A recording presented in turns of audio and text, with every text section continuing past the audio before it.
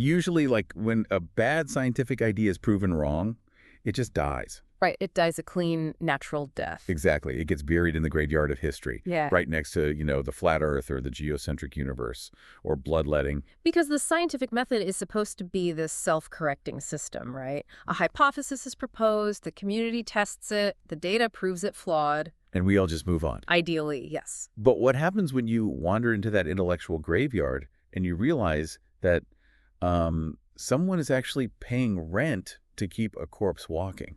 It is a genuinely disturbing realization. Yeah. Because you're looking at a landscape where an idea doesn't survive because of its scientific merit, Right. or because the data somehow shifted back in its favor.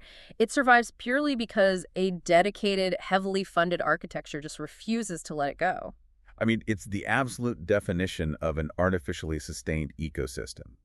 And it totally challenges the fundamental assumptions we have about how human knowledge is supposed to progress. It really does. And that brings us to the mission of today's deep dive. We are taking you on this sort of documentary-style mystery, and the core directive here is very simple. We are going to follow the money. We are asking a very specific question today. How does a scientific concept, specifically the idea that there is a biological genetic hierarchy of intelligence among different human races, survive? Survive for nearly a century, right? Yes, almost 100 years after the mainstream scientific community has entirely, comprehensively rejected it. And the answer, as we are going to see throughout this, isn't about the power of the idea at all. It is entirely about the power of a checkbook. To set the table properly for you, the listener, we really need to establish the ground rules for what we're looking at today. We have this massive historical dossier in front of us. Right, the receipts. Exactly. But first, the scientific consensus against the racial genetic intelligence hypothesis is not in dispute here. No, not at all. Mainstream science spanning genetics, biological anthropology, psychology, they have overwhelmingly rejected these claims. They are considered methodologically flawed. They rely on, manipulated data or just a fundamental misunderstanding of how genetics and environment actually interact. So we are not here to debate the underlying science. The broader scientific community settled that decades ago. Our focus is on the mechanics of this survival. We are looking at a deeply detailed historical record of an organization called the Pioneer Fund. We're going to take you on a chronological journey, starting way back in 1937, all the way to the present day. We're going to examine how a private fortune basically built a self-sustaining network. We're talking about a cascade of dark money. A captive academic journal. Which functioned essentially as a printing press for predetermined conclusions, Yeah. right? And a very specific roster of grantees whose explicit purpose was to keep discredited hereditarian research alive. And not just alive, but to inject it directly into public policy. But we are going to look at this impartially. We will examine the historical record of exactly how this organization operated. We'll explore the documented real-world harm of the policies they funded and the laws they tried to influence. But at the same time, we're going to present the fund's own defense. Right. Their deeply held, publicly stated claim that they were, in their words, merely conducting legitimate scientific inquiry that was unfairly suppressed by a politically correct academic establishment. So the goal here is to understand the machine. How was the engine built? How did it run? And how did it adapt to almost 90 years of changing cultural landscapes? To understand how this machine was built, we really have to start with the architect. Because you need a very specific type of person to set something like this in motion. You do. A man who possessed a truly lethal combination of personal, private obsession and immense, almost unfathomable generational wealth. We are talking about a man named Wickliffe Draper. Wickliffe Draper is one of those historical figures who operated almost entirely in the shadows. Yeah, you won't find his name in most standard history textbooks. You really won't. Yet his hidden influence was vast. He was born in 1891, and he was the heir to this massive textile manufacturing fortune based in Hopedale, Massachusetts. The Draper Corporation. Right. It was an industrial behemoth. It gave him resources that most people couldn't even conceptualize. He was a lifelong bachelor and, by all accounts, just a man who lived a highly idiosyncratic, deeply insulated life. But crucially, he was not a scientist. Not at all. He was an incredibly wealthy layman with a singular obsessive fixation on race, heredity, and this idea of preserving the demographic dominance of white Anglo-Saxon Protestants in America. And when we say obsession, we really need to anchor that in the historical context of the 1930s. Yes. Because Draper didn't just sit in a mahogany library reading obscure books. He actively sought out the places where these ideas were being put into terrifying state-sponsored practice. Right. In 1935, Draper actually traveled to Berlin. Which is, I mean, the timing there is unbelievable. It's exactly when you think it is. He went to attend a Nazi population conference. And he wasn't just like a passive tourist observing the scenery. He was accompanied by an American eugenicist who is documented as having publicly saluted Hitler at the event. Oh, wow. But Draper's involvement went far beyond just attendance or, tacit approval. In the late 1930s, when he got back to the United States, he personally funded the distribution of Nazi eugenics films to American audiences. Let's just pause and really consider that timeline.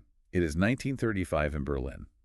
The Nuremberg laws are being acted. Jewish citizens are being stripped of their rights. The trajectory of the Third Reich is becoming horrifyingly clear to anyone paying attention.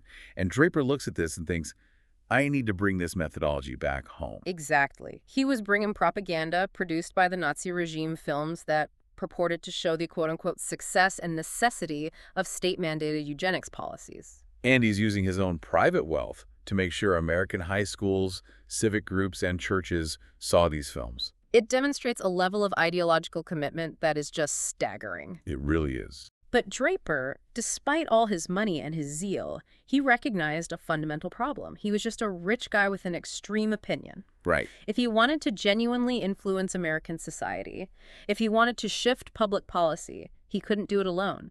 He needed an academic veneer. He needed someone with unassailable institutional credentials to make his private obsession look like objective science. Which brings us to the second crucial figure in the foundation of this machine, Harry Hamilton Laughlin. So if Draper was the checkbook, Laughlin was the credential. Exactly.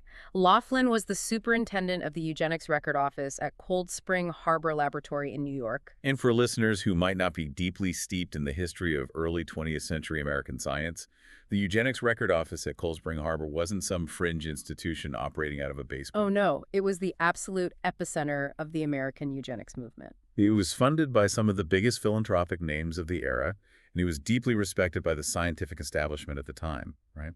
It was. Their goal was to relentlessly quantify human worth. They collected massive amounts of data on family pedigrees to track supposedly heritable traits like, feeble-mindedness, criminality, poverty. And Harry Laughlin was essentially their institutional bulldog.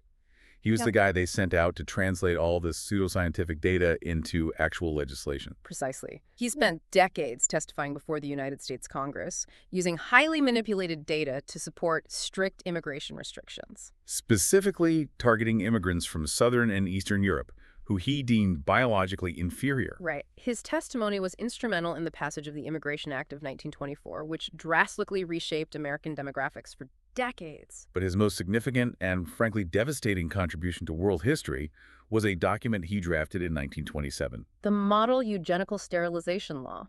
I really want to break down how this model law actually functioned, because it wasn't just a philosophical manifesto. It was an incredibly practical, bureaucratic tool. It was a blueprint. Right. Laughlin essentially wrote a fill-in-the-blank template for state legislatures. He defined the legal categories of people who could be targeted. What he called the socially inadequate classes. Right, which included the blind, the deaf, orphans, the homeless, the mentally ill, and more importantly, he laid out the exact procedural steps for a state to legally mandate their sterilization. He provided the legal architecture to bypass constitutional challenges regarding cruel and unusual punishment or due process. And the tragic reality is that it worked. It heavily influenced forced sterilization statutes across the United States, leading to the sterilization of over 60,000 Americans. But the reach of Laughlin's blueprint went much further than the borders of the U.S. The historical record demonstrates with chilling clarity that Laughlin's 1927 model directly influenced the Nazi sterilization law passed in 1933. The law for the prevention of hereditarily diseased offspring. Yes. So you have an American academic writing the literal bureaucratic blueprint that the Nazi government then adapts for their own horrific program. And the Nazi regime was very aware of where they got the idea. They didn't hide their admiration for Laughlin at all. Far from it, they celebrated him. In 1936, the Nazi-controlled University of Heidelberg, which had already purged its Jewish faculty, awarded Harry Laughlin an honorary doctorate. The official citation for the degree explicitly lauded him as a pioneer in the science of race cleansing. A pioneer in the science of race cleansing. That is the phrase they used in 1936. It is. And this is where the timeline of our story gets incredibly tight. Because just months after Laughlin receives this honorary degree from a Nazi university, he and Wickliffe Draper officially team up. In 1937, they formally incorporate the Pioneer Fund in New York State. It's established as a tax-exempt charitable foundation. When you look at the incorporation documents, it's a masterclass in coded language. Because you don't file paperwork in New York in 1937 and explicitly state, we are starting a Nazi-sympathizing race science fund. No, you have to dress it up. The stated public purpose was broad and somewhat innocuous sounding on its face. The charter claimed the fund was established to advance the scientific study of heredity and human differences. But when you look past the headline and read the original mandate, the specific language dictating how the money was to be used, the mask slips completely. Right. The charter explicitly stated that the fund was to encourage the propagation of Americans, quote, descended predominantly from white persons who settled in the original 13 states prior to the adoption of the Constitution. It's astonishingly specific. The original 13 states prior to the adoption of the Constitution. It's a very polite, legalistic, tax-exempt way of saying white people of Anglo-Saxon descent and absolutely no one else. And scholars who have rigorously studied these founding documents point out that this specific beneficiary class language perfectly mirrors the logic of the Nazi Lebensborn program. It does. For context for you listening, the Lebensborn program was an SS-initiated, state-supported association in Nazi Germany. Its explicit goal was to raise the birth rate of Aryan children, providing financial support, maternity homes, and social incentives for individuals who met their strict pseudoscientific racial criteria. The Pioneer Fund's charter was essentially trying to create a privately funded American equivalent. It was designed to provide a financial incentive, scholarships, grants, stipends for a very specific racially defined demographic to reproduce, while simultaneously funding research to justify the marginalization of everyone else. Exactly. You know, looking at how Draper operated here, it makes me think of him as a sort of dark venture capitalist. That's a good analogy. Like in the tech world, a VC doesn't invent the software. They don't write the code, but they survey the landscape, they find the obscure engineer who did write the code, and they provide the massive seed funding required to scale it up, to take it global. That is a highly accurate framework. Draper didn't invent eugenics. He didn't write the model sterilization law. But he looked at Laughlin, he looked at what was happening in Germany, and he essentially said, I believe in this product. I believe in this vision. Here is the unlimited capital you need to scale it up and institutionalize it. He provided the financial infrastructure to legitimize and amplify a deeply harmful ideology. He took a personal prejudice, stripped it of its amateurishness, and weaponized it with generational wealth and academic alliances. And a first major project of this newly minted tax-exempt foundation. Facilitating the widespread distribution of those Nazi eugenics documentary films we mentioned earlier. So they start with this massive ideological momentum. They have the money, they have the quote-unquote academic leadership with Laughlin, and they have a clear mission aligned with what's happening in Europe. But then the geopolitical landscape shifts dramatically. Right. We hit 1945, World War II ends, the concentration camps are liberated, the full, unfathomable reality of the Holocaust is revealed to the world. And the Holocaust demonstrated, in the most absolute, undeniable terms, exactly where the logic of racial hierarchy and state-sponsored eugenics inevitably ends. It ends in industrial-scale genocide. The cultural shift is instantaneous. Suddenly, the word eugenics isn't just a controversial scientific theory debated in faculty lounges. It is politically, socially, and morally radioactive. The scientific establishment recoils in horror from the logical conclusion of their own earlier flirtations with these ideas. You certainly can't walk around New York distributing Nazi films anymore. Definitely not. The Pioneer Fund was at a massive crossroads. The product they were funding was entirely discredited. They had to adapt or they had to die. And they chose to adapt.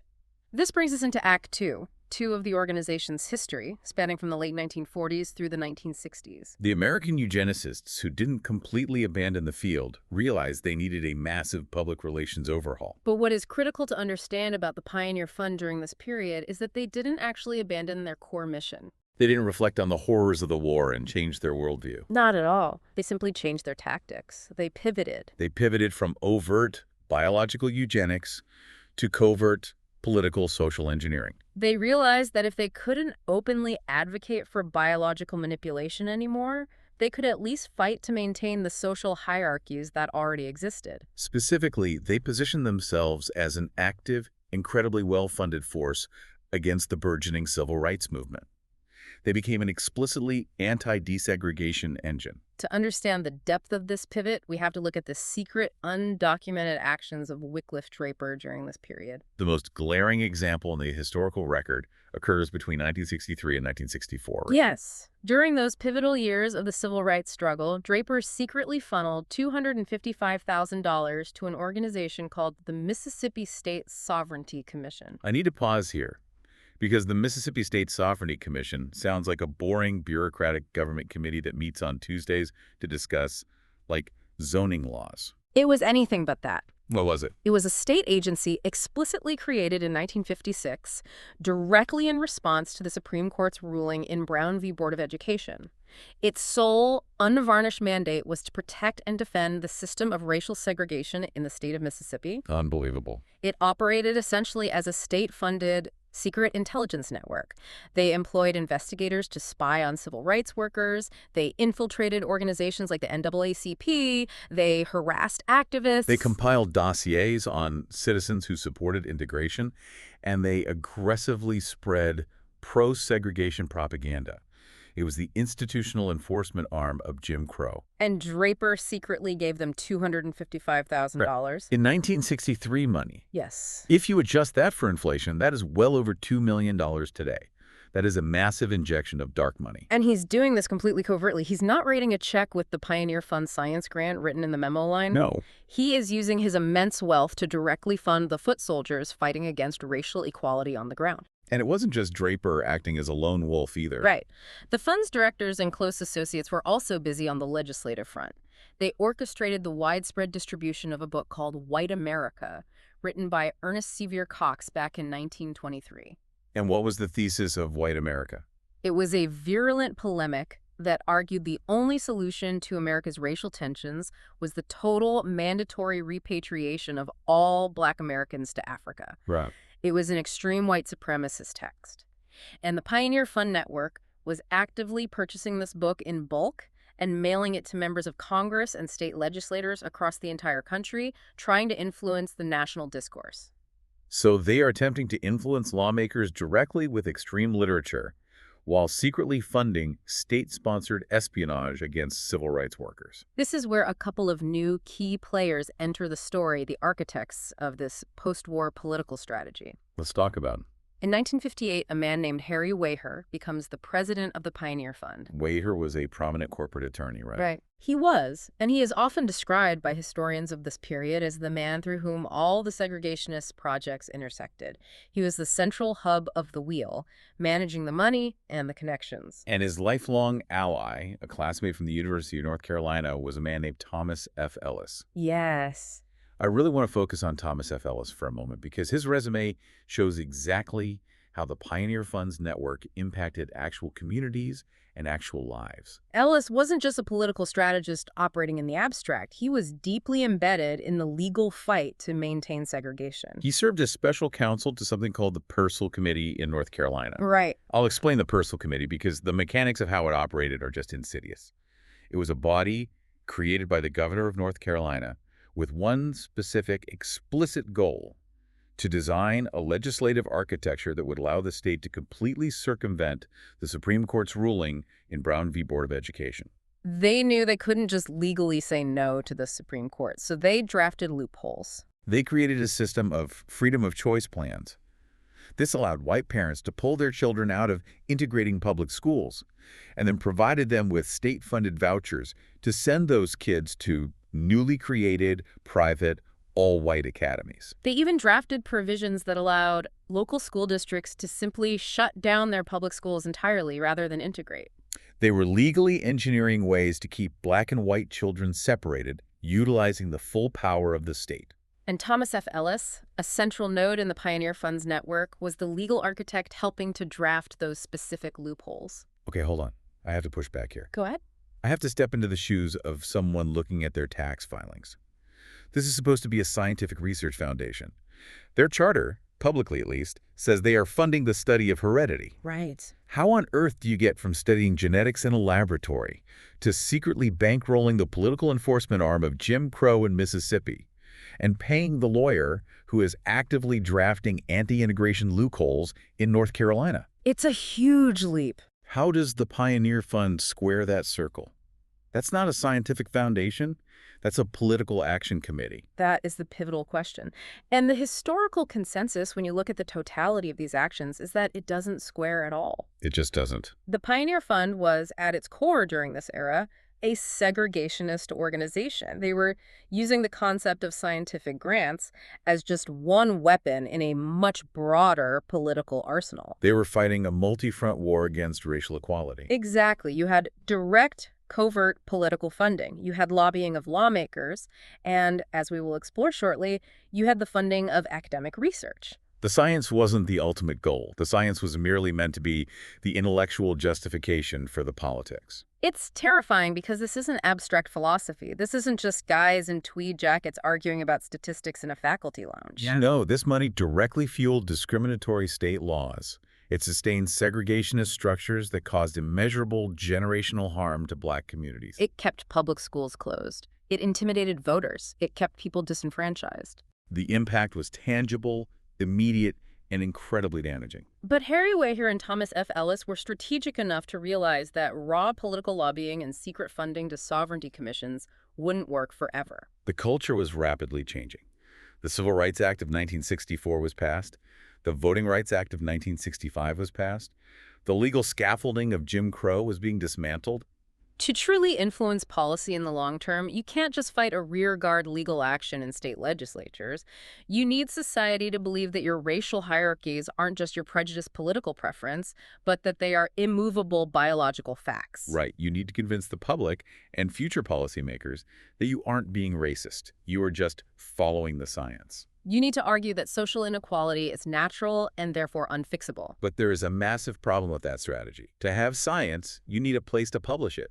You need the validation of peer-reviewed academic journals. And the mainstream academic community post-WWII was having absolutely none of this. Mainstream journals in anthropology, genetics, and psychology were flat out rejecting pioneer-funded research because the methodology was transparently flawed and the bias was glaringly obvious. So the Pioneer Fund did what anyone with unlimited resources does when they are locked out of an established institution. They built their own. This brings us to the 1960s and the creation of their captive journal, Mankind Quarterly. Mankind Quarterly, founded in Edinburgh in 1960. And let me guess who paid the startup costs to get the printing presses running. Wickliffe Draper. He provided the necessary seed money. So, of course. The journal was established specifically and intentionally to provide a publication vehicle for the exact kind of race science and hereditarian work that mainstream academia refused to touch. The mechanics of how Mankind Quarterly operated are fascinating to me because it is a masterclass in how you fake academic credibility. Oh, absolutely. They didn't publish this on cheap construction paper with a typewriter. They went to extraordinary lengths to make it look exactly like a highly respected, rigorous scientific journal. Meticulous lengths. It was an exercise in pure aesthetic simulation. If you walked into a university library in the 1970s and picked up an issue of Mankind Quarterly, it looked virtually indistinguishable from Nature or Science or The Lancet. It had volume numbers. It featured an impressive-sounding international editorial board.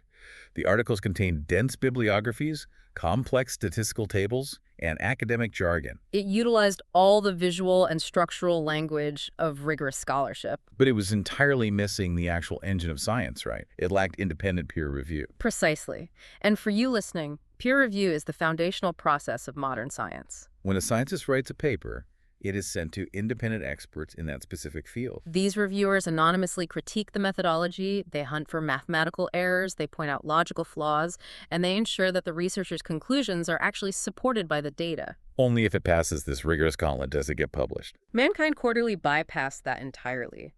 The editorial board was largely composed of individuals who already shared the ideological goals of the Pioneer Fund, and many were Pioneer Fund grantees themselves. So it's essentially a closed-loop echo chamber with a very expensive academic-looking coat of paint. And the content reflected that lack of rigor immediately. Let's look at a specific example from the early years to show just how blatant the bias was. Okay, let's hear it. In 1962, Mankind Quarterly published an article that explicitly claimed Black Americans were temperamentally unsuited for citizenship in a democracy. Temperamentally unsuited for citizenship in a democracy. Yeah. I want everyone to really hear that. That is not a scientific finding. No, it's not. You cannot measure a temperament for democracy in a laboratory. That is a 19th century political slogan dressed up in a lab coat. Exactly. And this perfectly illustrates the fundamental inversion of methodology that characterized the fund's approach. In legitimate science, you start with a question, you gather the data objectively, and the data leads you to a conclusion, even if that conclusion contradicts your initial hypothesis. Here, the methodology is completely backward. They started with a predetermined, racist conclusion, in this specific case, the political goal of denying Black Americans voting rights, and then worked backward to construct a facade of charts, anecdotes, and footnotes to dress it up as a scientific finding. It brings us back to the idea of a counterfeit mint. Yes, imagine a remarkably sophisticated counterfeit operation. It looks exactly like a real bank. The printing presses hum just like the ones at the Treasury Department. They print bills that have the watermarks to the security threads, the exact right shade of green ink. If you just glance at it in your wallet, you'd accept it without question. But the currency is entirely fake. It's not backed by a government treasury. It's entirely backed by a single rogue investor who just wants to flood the market with his own fake money to destabilize the real economy. That is an incredibly apt metaphor. Mankind Quarterly was the counterfeit mint of the Pioneer Fund network, and the man running the printing press for a significant period was a figure named Roger Pearson. Roger Pearson. He became the publisher and editor of Mankind Quarterly in 1978, right? He did. And Roger Pearson's background is, well, it tells you absolutely everything you need to know about the journal's true nature and the Pioneer Fund's complete lack of ethical boundaries. Roger Pearson was a British anthropologist, but more importantly, he was a highly prominent international right-wing activist. In 1958, he founded an organization called the Northern League. This was a neo-fascist organization dedicated to pan-Aryan ideology. Its primary goal was to foster solidarity among the Nordic peoples of the world, and its membership included former literal members of the Nazi Party and the SS. Let's absorb that. The guy editing the supposedly objective scientific journal, the journal that is supposedly just conducting legitimate inquiry, was the founder of a neo-fascist group with actual Nazi members. Yeah. And the leadership of the Pioneer Fund knew this. They didn't care. In fact, they rewarded it massively. They kept his operations entirely afloat. Between 1973 and 1999, Pearson's organization, the Institute for the Study of Man, which served as the parent organization for publishing Mankind Quarterly, received approximately $1.2 million from the Pioneer Fund. Wow. If we look at just one specific decade, from 1981 to 1991, tax records show $568,000 going to Pearson's operations. The Pioneer Fund was paying the rent, keeping the lights on, ensuring the printing presses had ink, and guaranteeing that Pearson had the resources to keep publishing this counterfeit currency. But having a captive journal, even a beautifully printed, well-funded one, is ultimately useless if you have empty pages. You had the printing press, but you needed the ink. You needed researchers willing to write the papers. You needed names with enough letters after them to put on the bylines to make the bigotry look like biology. And the Pioneer Fund realized they couldn't just rely on fringe political activists to write the papers. They needed institutional credentials. They were willing to pay top dollar for the right names. Which brings us to the next phase of their operation, the grantees. This is where the fund's strategy becomes highly sophisticated and incredibly effective. The Pioneer Fund didn't just fund one single type of person. No, they utilized a dual strategy, investing heavily in two very different types of public figures during the 1960s, 70s, and 80s. To truly understand how they manipulated public discourse, we need to compare their two most famous post-war investments, Arthur Robert Jensen and William Bradford Shockley. Let's start with Arthur Jensen. In our cast of characters, he represents the credentialed academic. Jensen was an educational psychologist at the University of California, Berkeley.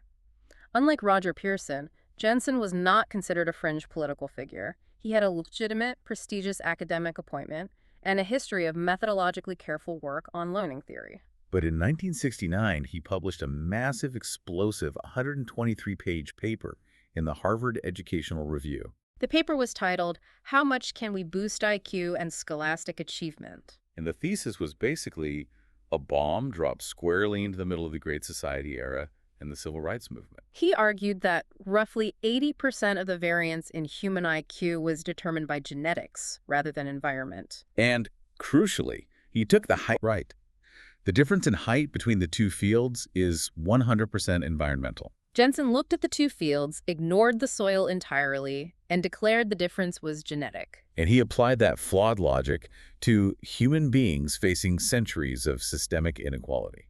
That is the exact critique leveled against him by population geneticists and evolutionary biologists. He was misapplying statistical concepts. But the conclusion he reached was exactly what the Pioneer Fund wanted to hear. He was essentially arguing that programs like Head Start, affirmative action, and social safety nets wouldn't work because the inequality was supposedly biological. So the fund invested heavily in him. How heavily? What was the investment? The funding was massive, and it was sustained over a very long period. Over approximately 3 decades, Arthur Jensen received more than $1 million from the Pioneer Fund. $1 million. One specific tabulation from 1994 showed an exact figure of $1,096,094. And if you adjust that for inflation across those decades, the total purchasing power is significantly higher. Over $1 million. I mean, in academia, that kind of money is transformational. That buys an army of graduate students, it pays for massive data collection, it covers travel to conferences, and most importantly, it buys time. Time to write, time to publish, time to build a towering stack of citations. And Jensen was immensely valuable to the fund. Because, as we noted, he wasn't a crackpot shouting on a street corner. He provided the rigorous-looking methodological cover that the fund desperately needed. When critics accuse the Pioneer Fund of being a segregationist front organization, they could point to Jensen and say, look, we are funding a tenured professor at UC Berkeley who is publishing complex statistical models in the Harvard Educational Review. We are just funding legitimate science. Jensen provided the citations. He provided the dense footnotes that made the whole enterprise look respectable to policymakers. But then, on the exact opposite side of the spectrum, you have William Bradford Shockley. And Shockley represents the celebrity authority. Shockley is a fascinating and profoundly tragic case study in intellectual hubris. He was a genuinely brilliant physicist. He co-invented the transistor, which fundamentally changed modern technology, and he won the Nobel Prize in Physics in 1956. But as he got older, he devoted the last 2 decades of his career to a completely different field, one in which he had absolutely zero training. He held no credentials in genetics, biology, anthropology, or psychology. And yet, despite knowing nothing about the field, he decided he had the ultimate mathematical answer to human societal problems. He became deeply obsessed with this concept of dysgenics. Yes. Dysgenics is essentially the fear of retrogressive evolution. It is the idea that modern society is breeding itself into intellectual and moral decline because less intelligent people are having more children than highly intelligent people. Shockley became fixated on the hypothesis that Black Americans specifically were suffering from dysgenics. And the solution he proposed to this imaginary problem was horrifying. Truly horrifying. He called it the voluntary sterilization bonus plan. He publicly advocated for a national policy where individuals with an IQ below 100 would be offered a financial bounty by the government to submit to sterilization. Specifically, he proposed offering $1,000 for every single point their IQ was below 100. It is literally paying poor, marginalized people to eradicate their own bloodlines. It's eugenics with a price tag attached. And the mainstream scientific community was appalled. Mainstream geneticists were actively calling him a pseudoscientist in the press. They pointed out his absolute lack of expertise, his fundamental misunderstanding of genetic inheritance, and the moral depravity of his proposals. He was widely, loudly condemned. So here's my question.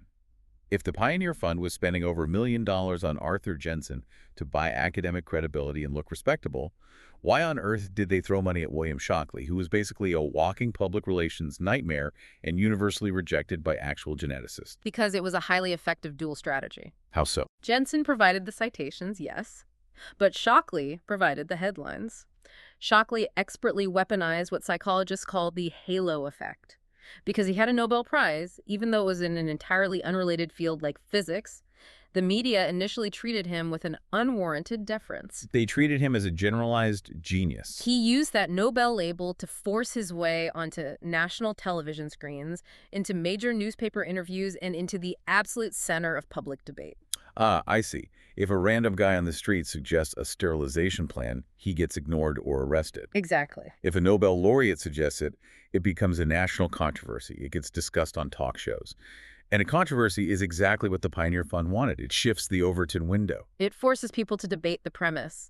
Even if people are arguing against Shockley, they are suddenly treating the idea that intelligence is racially determined as a two-sided debate worthy of airtime. Exactly. The Pioneer Fund allocated approximately $2.5 million, adjusted to 2023 dollars, to support Shockley's work and his massive public relations efforts between 1969 and 1976. They were paying for the megaphone. Jensen was quietly building the library of citations, and Shockley was out in the public square shouting through bullhorn. Together, they created the powerful illusion that there was a massive, urgent scientific debate happening, when in reality, the mainstream consensus was already entirely settled against them. Okay, so let's look at the machine we've built so far.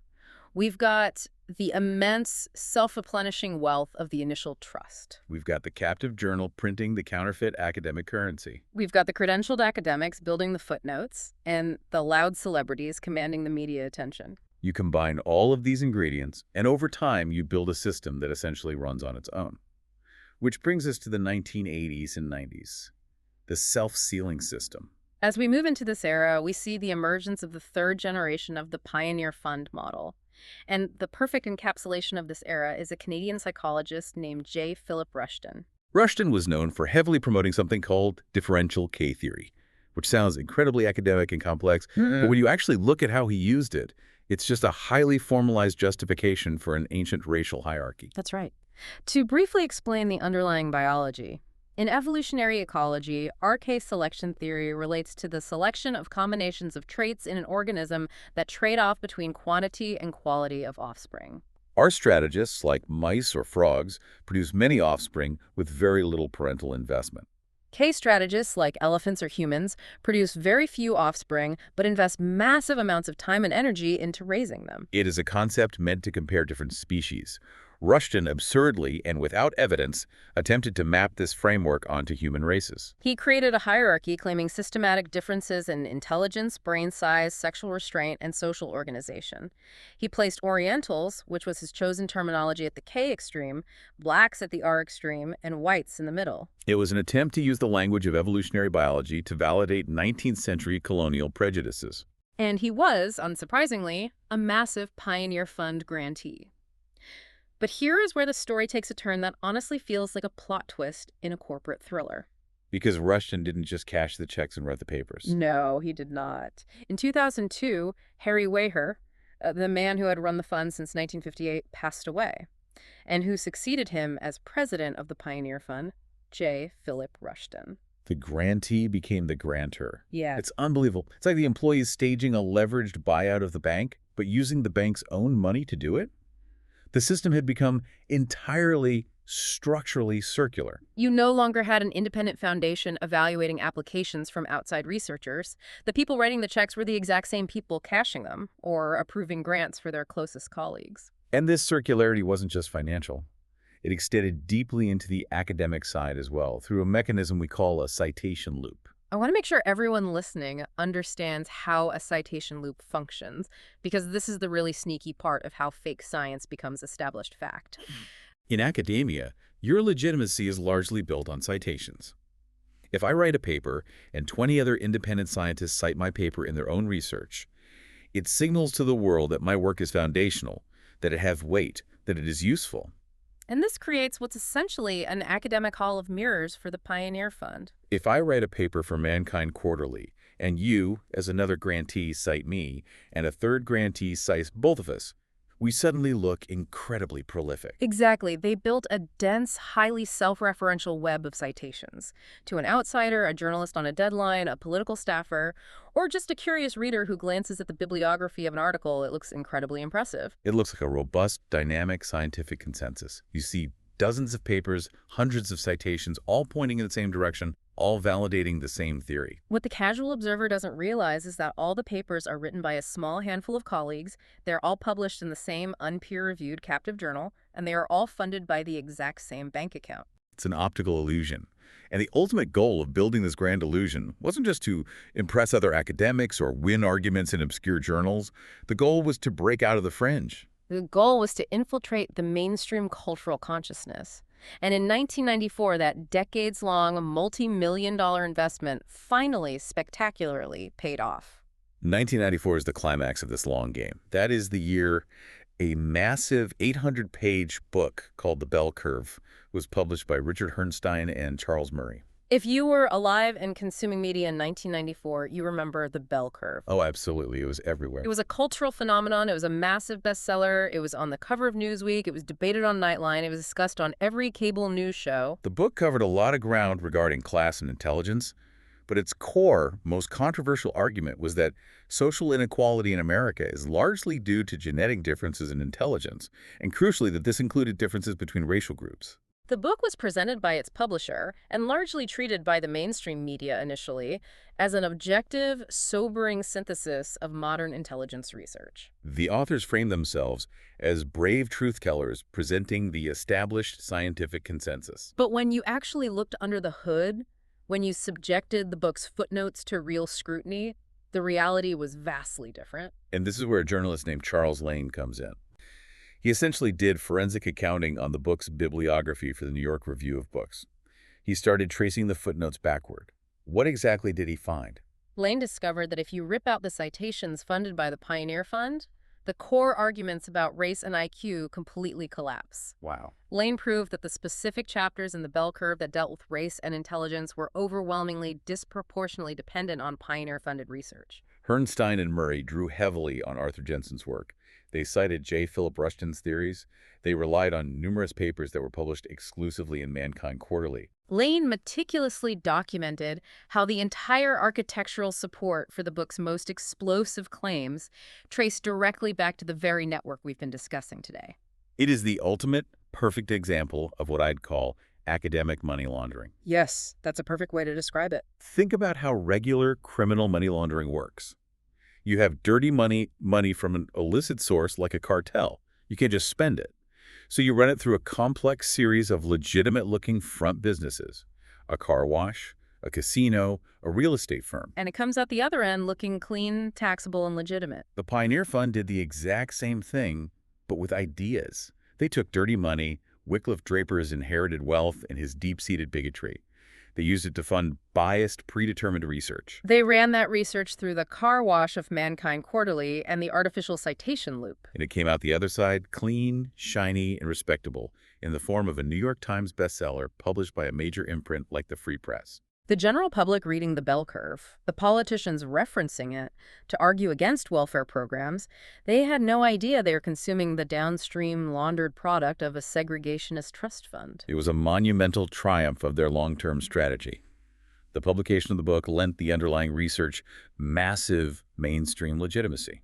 That newfound legitimacy attracted new attention and new defenders, which validated the journal, which in turn justified the original funding.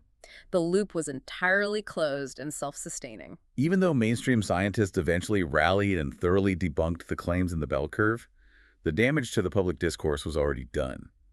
The ideas had been injected into the mainstream bloodstream. But time marches on. Arthur Jensen passed away.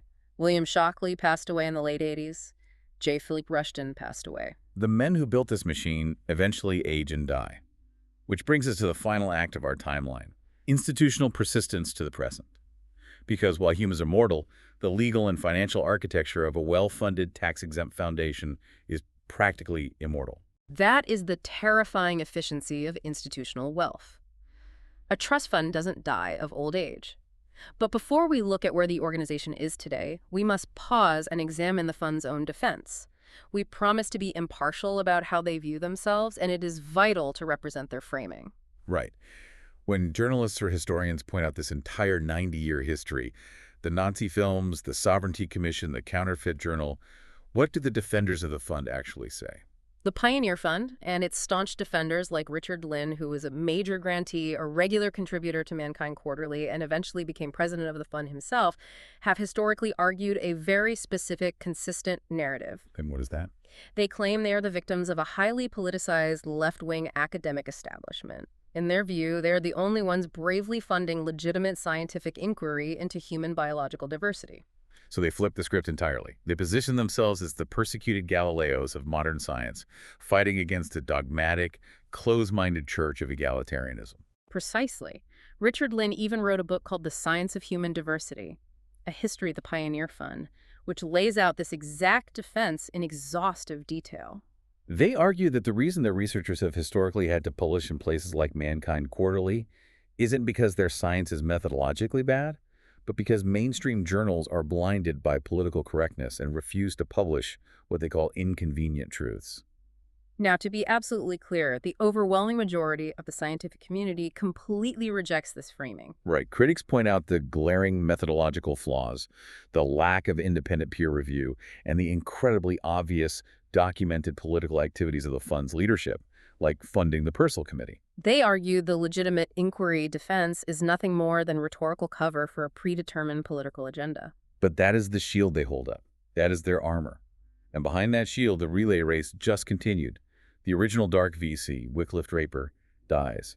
Harry Way runs it until he dies in 2002. J. Philip Rushton takes over. Rushton dies in 2012, and the board nominates Richard Lynn as his successor. The baton is passed, decade after decade. The money keeps flowing, the journal keeps printing. And this brings us right up to the present moment. Richard Lynn died quite recently, in July 2023, at the age of 93. Following his death, you might reasonably think that an organization founded in 1937 with such a controversial history would finally fold. But the infrastructure simply adapted again. The operations associated with the Pioneer Fund's mission and the publishing of Mankind Quarterly migrated substantially to a new organization called the Human Diversity Foundation. The Human Diversity Foundation. A fresh coat of paint, a new name for a new era. Yes. It is associated with a Danish activist named Emil Kierkegaard. And as of 2024, the Human Diversity Foundation is the official publisher of Mankind Quarterly. It is stunning. When you analyze the continuity of this, it really takes your breath away. We are looking at a nearly 90-year unbroken chain. The vocabulary has certainly been refined. They don't use the explicit, clumsy, eugenic terminology of the 1930s anymore. They talk about human biodiversity and differential evolutionary strategies. The vehicles have changed names from the Eugenics Record Office to the Pioneer Fund to the Human Diversity Foundation. But the core mission, the foundational thesis, to scientifically justify a racial hierarchy, that has remained perfectly, chillingly intact. The exact same conclusion that Wickliffe Draper was chasing when he wrote his first check in 1937 is still being printed in the modern issues of Mankind Quarterly. They started with the conclusion, and they have spent nearly a century buying the evidence. The original investor is dead, but the trust fund is still automatically buying up shares in the counterfeit mint. So what is the big takeaway from all of this? We've just spent a long time in the dark machinery of this foundation. We've seen how discredited claims don't just survive on their own merit. They survive because an architecture of money, captive publishing, and willing grantees builds an impenetrable fortress around them. The takeaway, I believe, is about why this history matters to you, the listener, right now, today. This entire story is a masterclass in the necessity of profound information literacy. We live in an era of unprecedented information overload. You are constantly bombarded with compelling statistics, heavily cited claims, and viral data visualizations on social media or in the news. Right. Think about the last time you saw a PDF study linked in a fiery social media debate. It looks so official. It has graphs, it has footnotes, it has a .org in the URL. Exactly. But this history reminds you that when you encounter a controversial or surprising claim in a modern debate, you must ask the fundamental questions. Who paid for this research? Where was it published? Was it subjected to rigorous independent peer review, or was it printed in a captive journal? Who are they citing, and are those citations just an incestuous loop of like-minded ideologues? The veneer of science is very easy to purchase if you have enough money. The X-ray machine is fundamentally broken, and people are painting their own broken bones on the film and passing it off as a diagnosis. It brings us back to where we started, the graveyard of bad scientific ideas. The Pioneer Fund used millions of dollars to artificially sustain a rejected, harmful idea for nearly a century. They kept the corpse walking. And as you look at the landscape of today's deeply polarized scientific and political debates, you have to wonder what other established ideas in our current discourse are secretly being kept alive by a single dedicated financial engine.